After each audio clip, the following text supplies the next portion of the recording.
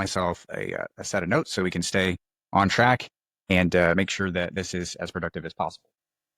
All right, so I'm gonna grab my pen and we'll get rolling here. So we're starting over. Make sure this is working. I got the wrong stylus here. We're starting over. And here's the rules. I'm starting over from zero. I have nothing in a business bank account. May have personal assets. So I want to be clear. Like I may have a few $1,000 tied to my name, but objectively, we're going to try to do this in a way that requires little to no money. And we're going to try to do it as quickly as possible.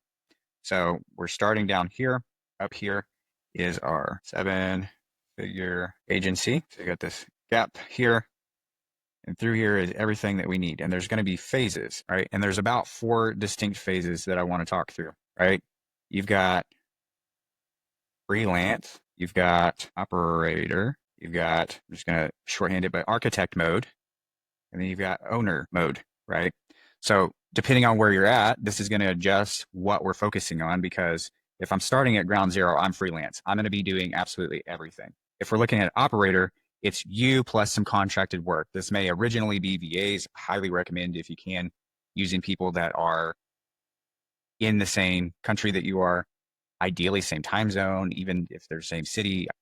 Digital teams are really hard to manage, and the more scattered they are, the harder it is to bring group culture. So we'll go over some of that. Architect mode is you've built the systems plus the team, and you're kind of in the mix, but overall that you've got a system and a team that's process and it's process driven.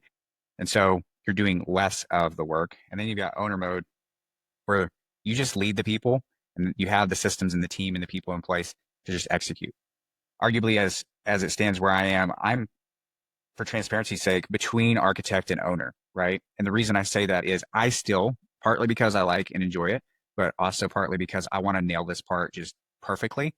I still do a lot of the sales as far as the practical delivery of the products that we offer, which our company does: SEO, CRO, website design, Google paid ads, YouTube ads, basically anything inside of search ecosystem. And now it's also incorporating ranking inside of ChatGPT and Perplexity, stuff like that. But you have these 4 different places, and it's important to understand what point you're at. Freelancer, this is typically your 0 to like 10K a month. And this is important to know too, like when is it applicable to start hiring people, right? For operator, this is your K to probably K mode. There's enough meat on the bone that you could be hiring some people to do some things for you. You got to get some leverage back. You're probably going to need some tools.